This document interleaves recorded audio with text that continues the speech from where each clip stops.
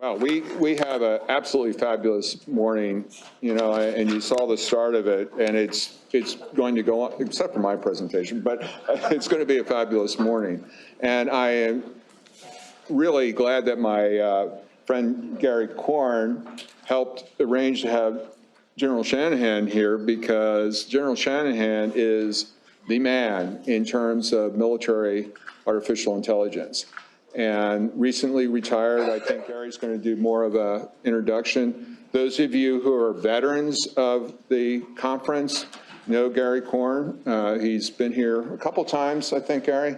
And he is now a retired Army colonel, judge advocate, and he was previously the legal advisor to U.S. Cyber Command, and he's currently the Director of Technology, Law, and Security Program and adjunct professor at American U.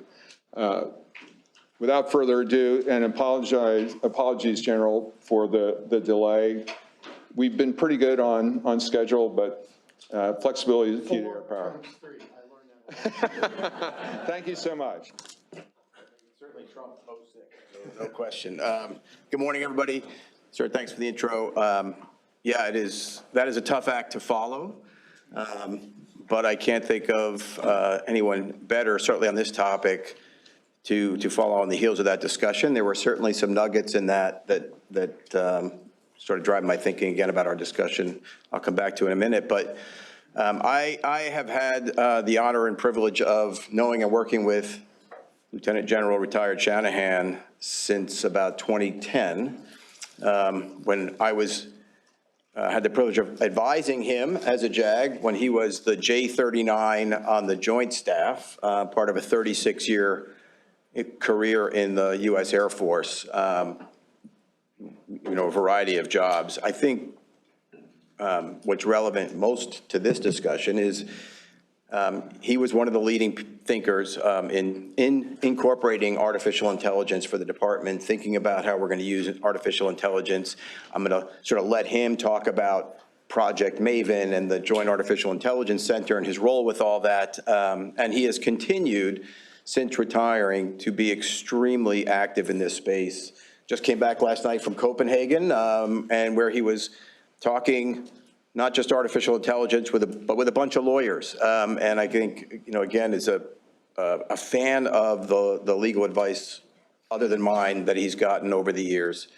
And we could talk more about that. But, sir, thank you for being here today. Yeah, I mean, one of the things that the General McKenzie said, and it came up with one of the questions, just the focus he had on making sure that at that bottom of the pyramid, that the people who had to actually execute at the tactical level had everything they needed to be successful. And we're now in this era where part of that discussion is, okay, are there new tools that we can provide them that will make them more successful? Part of that is the machine learning capabilities, artificial intelligence. We'll unpack all this, and also autonomy, right? So, and there's been discussions going on for several years now, international efforts to try and get our hands around what this means. From one end of the spectrum of the ban killer robots, and a lot of the assumptions that go into that, to we need to break things and move fast, right? I think we want to talk through all of that this morning. But I'd sort of like to level set. Yeah, I've had to wrestle with technology for the last decade or so. I'm not a computer scientist. When I walked into the halls of the command, I had worked some of these issues at Joint Staff, but when I walked into Cyber Command, it was a very steep learning curve to try and get with all of the technologists and operators to understand what they were talking about when they would throw whiz-bang terms around and the flux capacitor and this, that, and the other thing, right? So, and AI is that much harder. But it's ubiquitous now, in some sense. We're all dealing with it every day. People probably use their GPS on their phone to get here, and so on and so forth. So can you start off talking, just level set our understandings of what do we mean by artificial intelligence that is not the same as autonomy? What do we mean by autonomy or autonomous weapons? What's the relationship of all this stuff? It's like economists, when you ask a certain question of 10 economists, you get 12 different answers. Artificial intelligence is a little bit of the same way. I use a very simple explanation, will not satisfy everybody, which machines that perform at or above the level of humans. That's okay until you get to this thing called artificial general intelligence, which more advanced. And what do you mean by that? How broad is it? Right now, we're talking narrow, single domain. At some point in the future, could machines do everything a human can do, reason and do all these other things? That's sort of the place we start. We should not conflate it with just the question of an autonomous system, which everybody understands autonomy is just autonomy. You could add AI to it. So you start with automated, your garage door opener, an ATM machine, automated. Autonomous is it acts based on how it was programmed and can take action by itself. Now, AI-enabled autonomy is this very different future of which the machine truly could end up doing things on its own if you go to sort of a far scenario that could be unexpected or even undesired. We can get into a little bit of that, what we mean in the military context. I'll also put this in a little bit of framing, and this may sound a little controversial to some of you. I think we are approaching, I can't say this because I'm not a historian or social scientist. They will make this determination. I think we're at the cusp of a digital revolution. There was an agrarian revolution, there's an industrial revolution. I do not call this the fourth industrial revolution. Some like to call it that. I think it is fundamentally going to be different because a merger of humans, data, and machine that goes well beyond symbiosis. The idea of cognition at scale that we have never seen before that will affect power, economics, military strength. But I don't know when that's going to happen yet. I would say the AI we have today is somewhere close to that. So I'm predicting based on what we think is coming down in the future. I think it will be seen in retrospect as a digital revolution. But I'll just, Gary, more specifically to your question, how did I get involved in this? My last 5 years in uniform, I never expected to be working on AI. I was handed a problem, my team was handed a problem we could not solve. And to be very quick about this, a lot of you in this room would understand this, especially those in uniform that have worked downrange, so to speak. The full motion video feeds coming off of Predators and Reapers and other assets, we ran out of human capacity to analyze those. It's a very classic problem. There's no new problem here. Humans cannot possibly analyze all this information. We had more information from more sources than at any point in history, quite literally more than any point in history before, and it's only getting worse. So we looked around and looked for a solution in the Department of Defense and could not find anything. The research labs, who I love, said, we're working on AI. And we say, great, we're ready to field it, right? No, about 3 years away.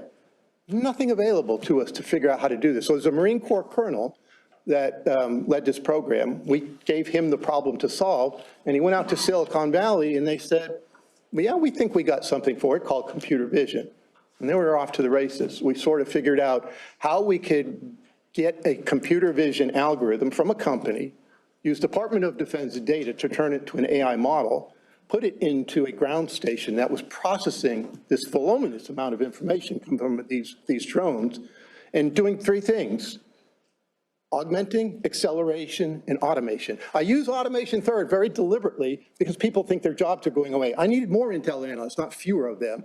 So I wanted to get through those processes kind of in that order. And we put a pilot project together. And by the way, to put this in an additional context, there was an advisory board, some of you may have heard the Defense Innovation Board, being extremely critical of the Department of Defense for missing the revolution that was happening in commercial industry in Silicon Valley. They said, you're going to lose the next war unless you do something about it. So coincident with that criticism, we had this problem we were trying to solve. We went to the leadership of the Department of Defense, Deputy Secretary of Defense Bob Work, and pretty much on the spot, he stood up this thing called Project Maven, also known as the Algorithmic Warfare Cross-Functional Team, which is a little bit hard to say, but it was true. We envisioned a future. Many of us envision a future. It's algorithm against algorithm, but really Project Maven is what it's known as. And all Project Maven was, I almost look at this Wright Brothers 1903 kind of technology, to identify three classes of object. Detect them, identify, classify them, and track them. Buildings, people, vehicles. That was it in those early days. Very unsophisticated, but nothing the department had ever seen before. It's like, oh, where'd this crazy technology come from? So I had a day job. That was not what I was brought in the Pentagon to do, but I was then put in charge of Project Maven as a 3-star, and we were up and running with this Marine Corps colonel and his number 2, Lieutenant Colonel Joe Larson, who's a Stanford law grad. That law experience, along with Drew Kukor's operational experience, acquisition and contracting experience, proved to be sort of the game changers that I needed to get this program up and running. We demonstrated enough success. If you were in the commercial industry, you would not have been blown away by the technology. But we had shown a culture shift was possible. You know, the idea of running a startup company in the Pentagon, that you could have a startup culture in the institutional bureaucracy, we showed it could be done. So as a result of that success, modicum of success it might have been, I was asked then to stand up the DoD Joint AI Center, which is to do everything beyond the intelligence, surveillance, reconnaissance. And we can get into maybe a little bit of what does that mean, what other things you're working on. But the whole point is, and I'll stop here to avoid going too long, this was about not coming to the table with an AI solution in search of a problem, which too many people do. We had a problem we could not solve in any other way but AI. And it was an enabler. Everybody wants to look at AI as this magic thing. It is an enabling technology. It's like electricity to me. It's not a capital asset. What really matters to me is how this technology will diffuse across the military over the next 2 decades. It won't happen instantly. You'll need organizational redesign, reform. Operating concepts will have to change. It's going to take some time. Every technology throughout history has gone through the same cycle. It's just going to go through much faster. And that's what's uncomfortable for some people with AI today, is the pace of change, the rate of adoption, and the breadth and depth of diffusion. So that's what's different. We did that in Project Maven and then in the Jake. And then after about 1.5 years of that, I retired and have been kind of involved in AI and national security ever since, because I'm fascinated by it. I see its flaws. It has a lot of flaws in this technology, but I also try to project where it could be. And I think it requires a vision. It is easy to get skeptical about AI. We all get skeptical about ChatGPT. Look where ChatGPT was 2 years ago, look where it is today. Fundamentally different. Fundamentally different. And it will be hard to describe how different it will be in 2 years. And if it's not, we're in trouble, because I think there's a case to be made. We've got to come up with a new way of training models than the current just scaling laws for those who have heard that term. A lot there. Yeah, so a couple of things. One of the themes, as I've started to wade into this area, and I was just in Copenhagen with a lot of the same people about, I don't know, 3 weeks ago or so, but there's a question of, is this something new under the sun or not? And you know, we'll unpack that in the next panel discussion. And sometimes it's the sense of this being so new and different is based on some of the mythology that's growing around it. Some of it is based on some of the real concerns. I've heard you describe this, the original impetus for Project Maven, as success catastrophe, right? Yeah, yeah. It's interesting, or I think about it as information catastrophe. Data, we know there's just more and more data available to us everywhere, but data is not information, right? Data is just raw digits at some point, and unless you have the ability to fully unpack it. Now, from a military operational perspective, it makes sense, right? You need to be able to decipher. More information is better for better operational planning. From a legal perspective, it's almost an obligation, right, to inform those decisions. But the rate of change, has that changed your sense of when we are on the cusp, we're going to pass that cusp? That's a really important question, and I say not yet. And what you said, Gary, I'm going to emphasize this for everybody in this room. It's easy to think of AI sometimes as black magic. The pace of change is very quick, but it's not that fast right now, but it could get that fast. Do I think it will? I always come back to, let's focus on what's the same with this technology and law versus any other technology that we've already dealt with. And this is where I differ a little bit from the academic world. Like I say, I have 36 years in uniform. I'm used to watching military organizations adapt to new technology. They do it really well. You do it through academics, you do it through simulation, you do it exercises, training, and so on, modeling and simulation. Why is that fundamentally different with AI? It shouldn't be. but we're treating it as something that different. So my starting position is let's focus on the intersection of AI and the law and all the things that I think are common. And most of these things are common. There are some unique differences that I get into, both on jus ad bellum and jus in bello. Each have some things that I'm beginning to consider as a little different now that I have to think of differently than I did when the technology was just brand new in the Department of Can I Defense. interrupt for 1 second? Yeah. Just for, look at, you just heard an operator with years of experience talking about jus in bello and jus ad bellum. The lawyers have done their jobs. And I didn't say juice, I said juice. This is really important to me, and my keynote in Copenhagen was on the jus ad bellum piece of it. And I said, my going in argument, it should not change the way nations decide to go to war. The Thucydides, 2,500 years ago, still relevant. Fear, honor, culture, and interest in various combinations. Why should AI be different? But then you get, and I caveat this. I say, well, here's what you ought to be thinking about differently. First, about speed. I always thought AI would be most valuable in giving humans more time to think. I actually have to start thinking about that myself more, because we're going to get into a point where the humans are unable to keep up with the technology and not have as much time to think as we would otherwise hope they would. That's one way. And there's another thing I think it's worth saying here, because it's, I've never thought of this until my keynote, I put it in print. For 36 years, and in fact, for 4 years almost since retirement, almost 5, I've always said the character of warfare constantly evolves with new technology, but the nature of war, the Thucydides part, why we fight, is immutable. I, for the first time, qualified that assertion by in a fully autonomous system future, in which an autonomous system can interpret and execute human instructions in a way that no further human intervention is allowed or permissible, whether by mistake or design. And once a machine can decide when and how to initiate, sustain, and terminate conflict, we are in a different world, and that's not a world I'm particularly optimistic about. We're not there yet, which is why it's so important to talk about the intersection of law and AI right now, to one, get the ethicists in the room, but two, the lawyers in the room. And I did that all the time with these technologies. But there are some differences. I'm not going to get into details. We want to talk more. I'm glad to do that. But the three you hear most common with AI, you're probably going to hear maybe on the panel: accountability problem, black box problem, control problem. Some people say accountability gap. I refuse to say that. It's not a gap.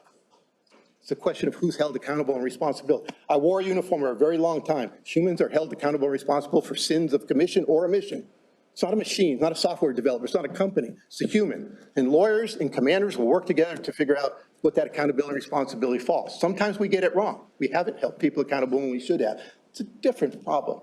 I am not a big person of concern when it comes to the black box problem, not with current technology. It's actually more deterministic than you think, especially on things like computer vision. Accountability problem is going to be an issue the more and more we delegate decision-making to machines. So the question there will be, I don't even use the term in the loop, on the loop. I avoid them like the plague. The question is, where does the human come in? I think it's going to be more into the design and development phase with lawyers there at the table, because at some point when you field them and they're fully autonomous, too late, unless you build in a fail-safe message, which may be. That's why you have these discussions early on. Yeah, on the accountability point, I think we'll talk about this in the panel as well.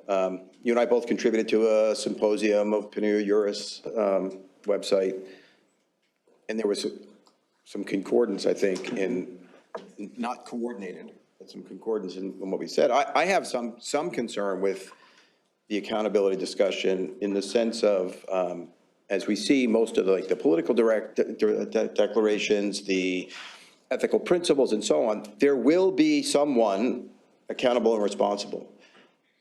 At the same time, and I think you said this in your article, we haven't fielded a weapon system yet that doesn't have some known error rate associated with that weapon system.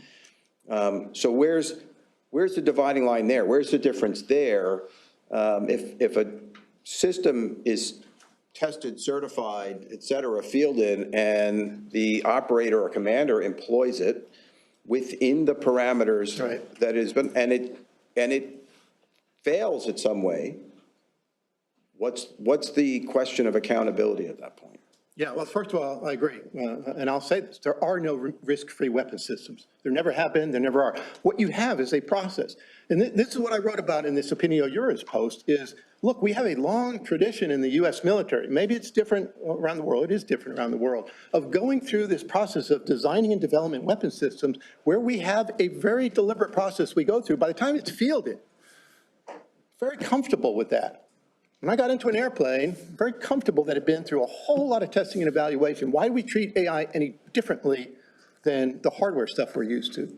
And that's really an important question is it that different? And where do you need to start bringing in these considerations of where it's different? So I am probably more than anybody else emphasize one, risk management frameworks. Let's talk about the risk. Every system has risk. How do you mitigate risk? Let's go through and let's talk about it. But also the importance of test and evaluation for AI-enabled military systems. There's a tendency for people to say it's software. We need to go faster. We're going to lose the war. I hate that way of looking at this. We've always done test and evaluation. What makes this different? Could it be fast and at the speed of operational relevance? My answer is yes, because I was there. I know it. I had somebody that did this in Project Maven and the Jake. She became the center of the universe for AI test and evaluation, Dr. Jane Pinellas up at Johns Hopkins. Wonderful. She built this program for the DoD. So we should be focusing on that, even though we all want to move faster and faster. There are no risk-free systems, but for those of you who might have some familiarity with this thing called DoD Directive 3000.09, Autonomy and Weapon Systems, it lays out a process in there, a framework. It does not prohibit lethal autonomous weapon systems, but it gives a framework for saying, if you're going to do this, here's the process you go through. There's one review before development, there's one review before fielding, it's at the very senior levels. Could all that be thrown out the window in the current administration? It could. I hope it doesn't happen that way. We should look at this the way we've looked at every other weapon system in history, but what you said earlier, Gary, is focus on what is really different about this. And once you know what's different, I say you can do a couple of things. You build in a combination of technical constraints, which could be hardware and or software, procedural constraints, and policy constraints. And then in things like rules of engagement and special instructions, which anybody who's done the military JAG knows exactly what I'm talking about. That's how you sort of bound the performance of these systems. Again, we do have to think about a fully autonomous system may break through those boundaries and do things no human ever expected. We're not there yet. We ought to be thinking about it, which is why sessions like this are so important to think about that. Yeah, I mean, one of your earlier points about speed, I think we have been facing this problem at an accelerating rate, and there's sort of a feedback loop. The OODA loop generally, decision-making for military operations, for national security decision-making has been condensing and condensing and condensing. Yeah. Which then tells you, I need help, right? I can't crunch through this at human speed. I need the assistance of some system. But as you start to introduce those systems, it accelerates even faster. To the point where, I mean, I think there is danger of abdication of responsibility. Yes. And we can talk about that a little bit more. But, you know, the risk question, I 100% agree. We have to come at this from identifying and managing risk. Risk, consequence times probability, right? Mm-hmm. But there's different risk profiles depending on how you're using these capabilities. Maybe you could talk a little bit about, there's a spectrum of potential uses for the department, and how's the department thinking about that? What's the trajectory? It isn't all about killer robots. No, and so I laid this out in that post I'm talking about, and it builds off some terrific groundwork that Lieutenant General retired Ravi Panwar from India. We work closely together in an AI Track 2 dialogue. For those Track 2, it's unofficial dialogues, multilateral, bilateral, whatever. And he built this risk framework, and I've just kind of done some refinement to it. You start at sort of, begin with excessive risk down to negligible risk. Are there some systems that are negligible risk with AI? Yes. Stuff that's just, say, human relations kind of stuff that you just quotidian work at in your office, whatever. Maybe not negligible for the individual that's suffering from something going wrong with it, but negligible from the state of geopolitics and sort of warfare and war writ large, all the way up to excessive risk. Ravi says prohibited risk. I don't use that, but I don't think we're in the position of telling nations what is prohibited and what is not, unless we get to some sort of international agreement banning some of these systems. I would call excessive risk. It's very black and white to one thing that I can put in that category right off the bat: AI nuclear command and control. A human will make the decision to launch, and a human will actually do the physical launching of a nuclear weapon. Easy to say. In fact, President Biden, President Xi came to that agreement largely on the back of the work we had done in the Track 2 dialogue. But what about all those other systems that feed the nuclear decision-making process? It gets a little bit more complicated pretty quickly. So you put that at the top, negligible in the middle, then you work your way through to what is high risk, what is medium risk, what is acceptable risk, and so on. And then you come up with these mitigation measures. The hard part right now is we don't have enough people, especially on the law side, that understand the technology, and a lot of the people making these military decisions also don't understand the technology, and they also don't understand the law. So we're into a little bit of a period of everybody trying to get more comfortable by what do we mean. And I had this experience with Project Maven. Nobody at OSD General Counsel at the time had any experience with AI. It was a little bit of a problem for us, not because of the weapon system AI, because as General McKenzie said this morning, the difference between op law and admin law, this was the admin law. This was intellectual property discussions, contract discussions, data privacy rights, all those other things. Who owns what? We finally got an Army major in, JAG, who's a reservist that worked in the technology industry, and we were off to the races. By the time I got to the JAG, I had a part-time lawyer, civilian, but he was being shared with me from the chief information officer because that was who my boss was. By the time I retired, I was adamant we need a full-time lawyer. There are far too many considerations of this technology. We can't be part-time on this anymore. Because at the time, we were working on a big project related to COVID called Project Salus. We were in all sorts of privacy questions about U.S. personal data, companies giving us data, and all these other things. So there has to be, I said this to Emily just a little while ago. If you're at the intersection of AI and national security law, you're employed for life. Good, you're good. Don't worry about it. Whether you're in uniform or not, we need it. We need more of it because it is a growth industry, and you focus on the things that are most different. I think the law is the law. Ethics should be ethics, morality should be morality, but let's focus on the things that will surprise us when these systems work in ways that we didn't quite intend. That could happen in the future as we get to these very advanced large language models, and we start crossing the digital to physical divide by human instructions being then interpreted by a system that then acts on it using this thing called AI agents. That's sort of the phrase of the day, agentic AI. Then you put that in a robot or autonomous system, and it's acting in a physical world based on your digital instructions. That's what's coming in the Department of Defense. I made a prediction on a podcast the other day. I think this year there will be one big development in this area that will surprise people. And I said, I don't know what it is. I think it will be looked at as a biplane, 1903 Kitty Hawk, not putting a man on the moon, but it will be the beginning of a journey which now we have to think very seriously about how we constrain those systems to avoid offloading ethical responsibility to a machine, which as far as I'm concerned is impossible to do. But I do think this idea of cognitive offloading or cognitive automation is a very serious concern we should be thinking about more, where under the scenario you described, we're going so fast, we then get into this world of automation bias, where you say, I don't have time to think, the machine do what the machine does. And you trust, people trust machines generally. On the other hand, the last thing I'll say on that subject is humans, people have written volumes of books on human biases, especially in wartime. Fear, chaos, friction, life, death. Why can't you use machines to help humans? We focus so much on the negative parts of AI. I always thought one of the first things you should think about AI is minimizing collateral damage, civilian casualties, better decision-making. I hope that doesn't sound as pie in the sky. It's very real for me, and we proved some of that with Project Maven, which is being used, by the way, in support of Ukrainian operations right now. In a different form, you may hear different terms from it, but it's the same technology we use. Yeah, it's interesting. There's sort of, I think about it as like the irony or paradox of anthropomorphizing Yes, yeah. this technology, which on the one hand, we don't like conceptually the notion that we're going to allow a machine to take over human functionality.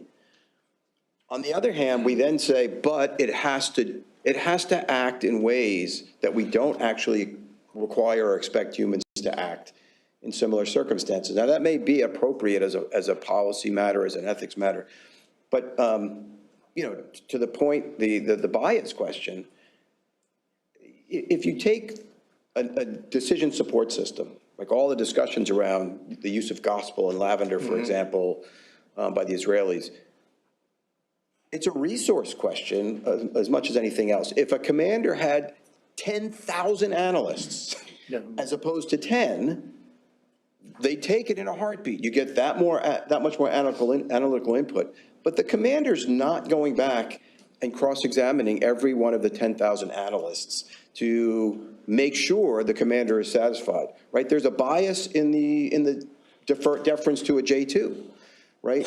So some of this too is like, are we expecting things of the systems that are developing that we don't expect of humans in the same context? Yeah, I think the danger is we set an unrealistically high bar. I mean, we always should set a high bar. That's who we are. Well, at least I hope that's who we stay. But you're not going to always get to that bar. But I'd much rather have it begin there than set a low bar. Yeah, we succeeded. So I think, to me, the world is this, like everything else. You can describe the world in sine curves, cosines, and a few other Venn diagrams. In this case, it's a bell curve. The world of AI is a bell curve to me on military-enabled or AI-enabled military systems. On one end, it's very conceivable. You're going to have machines doing machine things at the speed that only machines can do because the humans have delegated to those machines. I could think ISR, I could think cyber, I could think cyber, or a couple of other places like electronic warfare. Okay, you just have to do that. On the other end, nuclear command and control, humans only. Everything else in the middle is some blend of human machine. I've been saying this for the last few years based on my very personal experiences at Maven and Jake. One of the most important things we should be working on over the next decade is human-machine interaction. I don't say teaming because some people react differently to that. I'll say interactions. Because not that it hasn't been studied for a very long time, but in the world of AI, it's going to look and smell different. Anybody who uses ChatGPT, Perplexity, Llama, you know it's different. I don't want to anthropomorphize, but I say you when asking a question to ChatGPT. I can't get around it. I don't say it, I say you, and I get an answer back. But I don't think for a second that it's a human. It's a very clever system which helps me out in brainstorming, editing, summarizing large volumes of information and elsewhere. So we have to figure out more what we would call in the commercial software world UI UX, user interface, user experience, having lawyers understand if you design it this way, here are what some of the legal implications and ramifications of that design is. Ooh, never thought about that before. Not that people haven't been studying this idea of human-machine. Of course, they have for a long time, but it's going to be different in a world of systems that are rapidly evolving in ways I don't think we're fully anticipating right now. So it's going to be a mix of that, and that's why the lawyers are so important. Where can you turn over decision-making entirely to a machine? And at the end of that, if something goes wrong, what is the process for accountability? Not that it's not there, but it might be a little bit different than we're used to in the past. To your point about a breakthrough or like a Wright brothers moment in this, one, how do you react to the DeepSeek news? Two, how does that fit into are we in an AI race? My view is we are with China. How does that impact whether or not we're running with scissors here? And more broadly, it's interesting. We saw the Biden EO on AI, safety, security, et cetera, come down, but not the national security memorandum, to my knowledge. No, it is not, as far as I can tell. So it's a lot to throw in one big pot, but where do you see this heading? Yeah, there is a lot there. So let me start with DeepSeek. I answered the question on DeepSeek in two ways, the AI research community and then the military. On the AI research community, I call it the equivalent of earthquake of 6.0 magnitude. It's not catastrophic by any stretch of the imagination, but it is a big, big wake-up call if you were at the epicenter, because they showed a very different way to do what had been costing hundreds of billions of dollars, massive amounts of compute, the entire internet scale of data. Now, they relied on that to do what they did, but they did it in a much cheaper, faster, more efficient way. That said to our research community, maybe we're not just going to be about scaling in the future. And maybe when we talk about $500 billion being spent on this thing called Stargate, we should be talking about the opportunity cost of that $500 billion. what maybe you should be buying that's different. So it hasn't changed sort of the way most of the research community is coming at this, but it was a wake-up call. No question about it. For the military, I don't see anything different, because it isn't about diffusion of the technology. It's just a different kind of research showing here's what you can do with the AI. Until a military unit takes that technology, comes up with a new operating concept, and finds something actually concrete to do with it, it's just a good idea. And that's all it is. And then on the second part of it, which I spent a lot of time thinking about, because I'm in these dialogues to include representatives from China, those in this room that may have an international relations background, this thing called security dilemma, escalatory spirals. I do feel like, yes, it is a race. I say it's a very aggressive competition, but I'm closer and closer to admitting it's a race. I won't say arms race. I don't like that because it's a dual nature technology. It's not just military, it's not economic power and innovation as a form of hard and soft power and so on, but it is some kind of race. And because we have this mutual suspicion and fear that the other country is going to come up with this deus ex machina, this AI black swan that will win the war, technological decapitation strike with no negative consequences, no legal consequences, everybody's happy. Of course, it's so unrealistic, but that's causing each country to go faster and faster in their development. You see it every day in the stories that are coming out. China, China, China, China. What I don't want to see is an AI race to the bottom, which I think is a potential.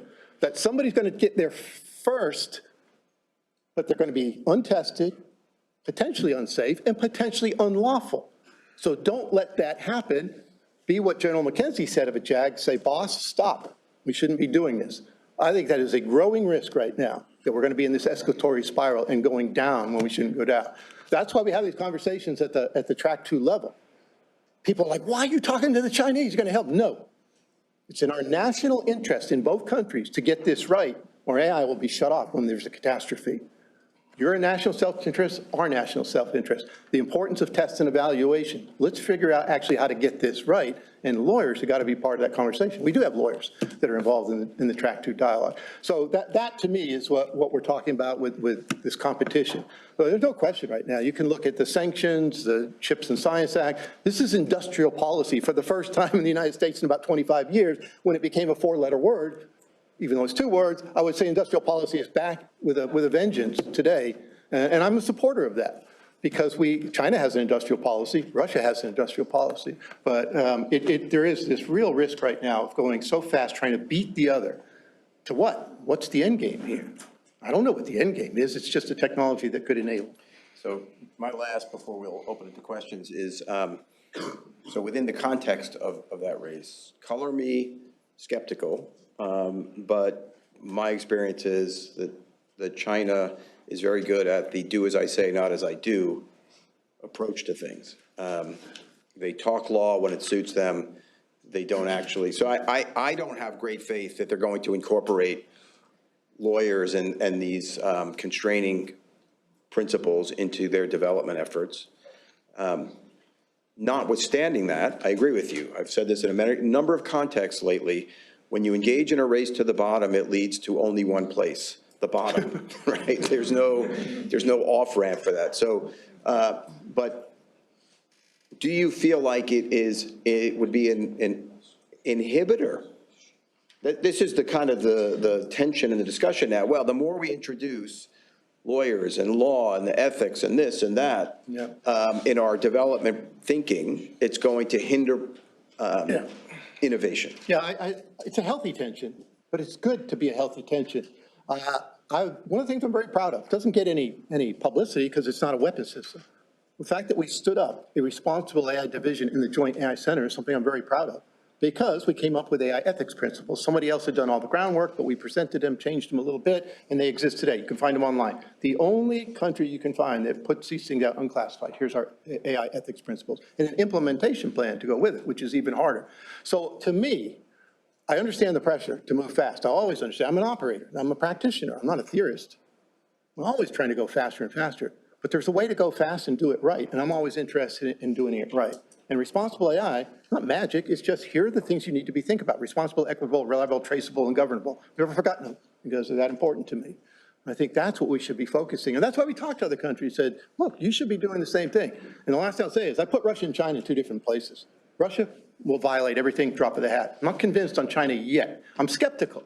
In the Intel vernacular, I have medium confidence that they will do more. They actually have more on governance going on than the United States does on AI, which is very interesting to me. Now, the PLA, black box, you talk about a black box, that's a black box, separate stuff. I'll leave it at that. Yeah. Wow, I mean, that was spectacular. And General Shanahan has kindly agreed to take some questions. Oh, I'm glad we're blowing up the schedule because this is so important. Jason. Thank you, John, for being here. What's the level of collaboration with allies on the military use of AI? Excellent question. I spent a lot of my time, anecdotes are always good. So when I was doing Project Maven, I also, in my other capacity, the reason I was brought into the Pentagon is I had meetings with the Five Eye partners at my level, 3-star level equivalent. And one day I'm bragging to them. We just started up Project Maven. I go, look at this cool stuff. There was an Air Vice Marshal from the UK who was quite humorous in his approach to things. He paused.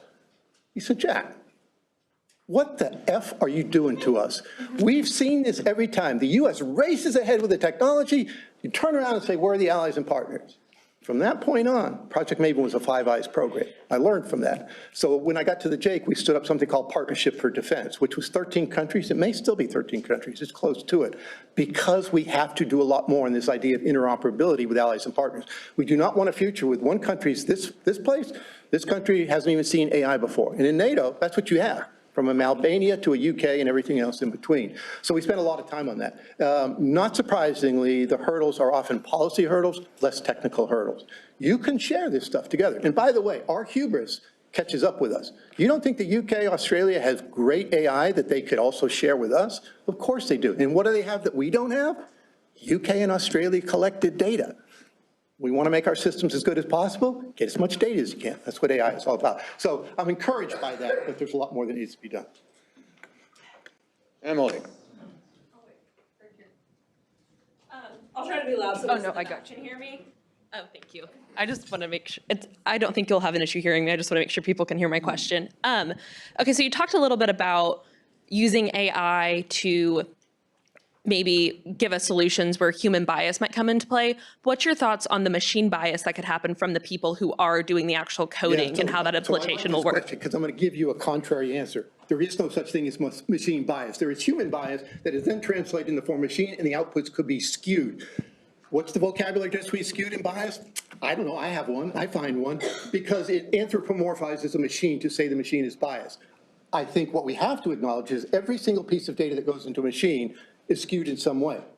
Anybody today thinks that they're getting an honest, fully comprehensive answer from any of these large language models?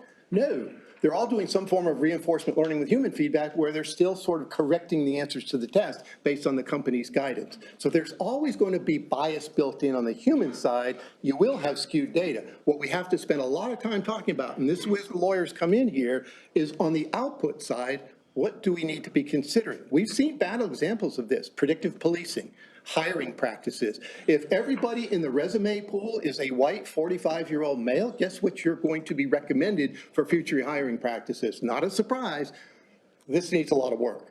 The good news is synthetic data, at least on the large language model side, is getting better and better, and they're beginning to bring in more sources of data, more quality of data. But we should never, ever, ever expect that the outputs will not have some sort of, I'll use the word bias, or skewed in some direction. We have to figure out what we do with that. But if you don't think every human in this room has their own biases and skewed way of looking at the world, it's a matter of applying it at the right place. The human judgment applied to the outputs and saying, why do I have confidence in this output? What you will never have, or should never expect, is confidence in those systems when they're deployed for the first time in combat versus in training.